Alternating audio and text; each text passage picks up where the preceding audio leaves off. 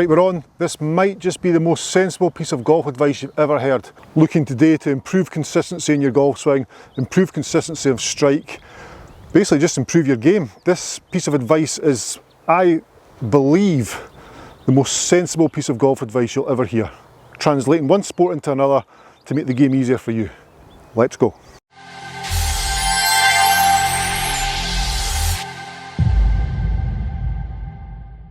Right, before we start, have you subscribed to my channel? Have you? I'll just give you a second to do that, shall I? All done? Let's go. So arguably the most sensible piece of golf advice you've ever heard. So playing golf, we want to get into this slot. Talked about this in my last video. I'll leave a link at the end of this video. Getting into the slot here to come back down. So taking the club up in the slot and back down in the slot is the simplest way to play golf. Once we start to lift the arms on the backswing, it becomes unsimple, more complicated. Because we have to right that wrong on the way down, we have to get the club back into the slot. So let's keep it in the slot on the way up. If we can keep the arms connected to the body in a fashion that Ben Hogan did, then we're going to have a best chance here of getting the club set at the top in the slot to swing back through. It's absolutely simple, this. Let me explain. Address position, lifting arms up. Now you wouldn't lift your arms up in another sport I'm going to discuss in just a second. When we lift the arms up, we lose connection between the arms and the body, and therefore we have to reroute the club on the way back down, as discussed in my previous video. An ideal position to get to, as Hogan gets into, is at the top of his backswing, his hands are behind his right shoulder. Top of the backswing, hands behind right shoulder. That way he takes the club back into the slot and comes back down the slot to hit golf ball. Pure. Hands behind right shoulder, back into the slot. That makes complete sense. Doing that's a lot harder than you think though, because we as humans, we want to lift this club up and we want to heave that golf ball off the grass. We are the inertia, we get in between it, we think too much about it and don't let it happen naturally. Imagine I played baseball. So imagine I'm about to pitch here in baseball, I'm about to hit the ball, baseball, the pitcher throws it towards me.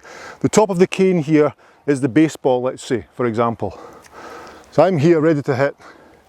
As I take the club back, or the bat back, I swing round, arms are connected to the body, come back and I hit the baseball. Body turns through, pivot driven to hit the baseball. Now if you asked a baseball player, a batter in baseball, to start here and to hit the oncoming baseball by lifting his arms, that's not going to be efficient at all, is it? I mean, he's going to get an absolute sheer sky the ball. He needs to turn with connection and back through. The golf swing's the same. So this here is on a horizontal plane, swinging round, arms are connected. If we lower the plane, let's say to shaft, and keep the same position with the arms turning, the hands go behind the right shoulder. If I lift my arms up, you can see I've dissected the plane. If I keep my arms connected, I can turn and my arms go behind my right shoulder, a la Ben Hogan. Now this sounds too simple, doesn't it? Are you still with me? Sure you are. I'm going to show you how we can achieve that. Okay, it's all very well talking about it and knowing the position we have to get into, but how do we get there? How do we actually do that? Hold on. Back in the day, we would take a head cover under the arms to try and keep some form of connection. Now the head cover under the arms below the elbow, that's no use because it's too far down the arm connected to the side. It's too far down your arm connected to the side. There's no movement there. It's too restricted. So get rid of the head cover. Take your shirt, just poke it underneath just slightly. There, just slightly there. And now my arms are in front of my body. So I take my shirt, just poke it in, just there. Poke it in, just there. Now you can see my elbows are closer together.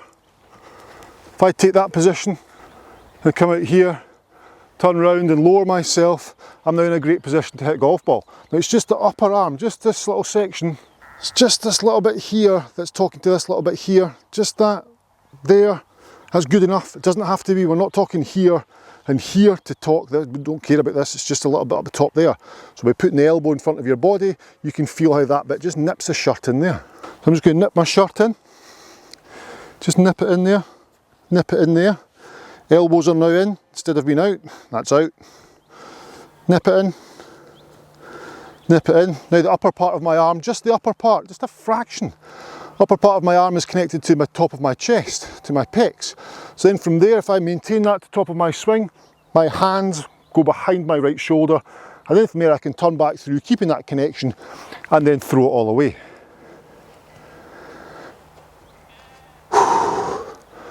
That was a lot of chat there.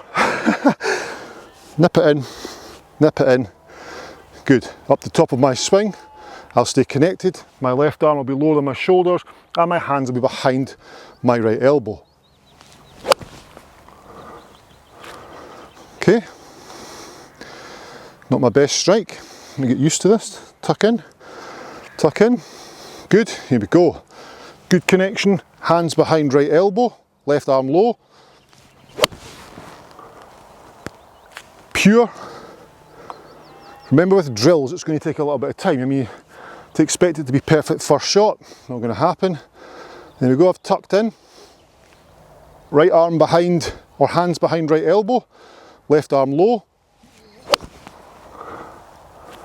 We're starting to hit decent shots. Remember when you're doing drills it's going to take a couple of tries to get the hang of it, but certainly feeling the motion, creating the motion is more important than the actual strike to begin with. But what an underrated piece of advice that is. Get the hands behind the right shoulder at the top. Hogan did it all the time.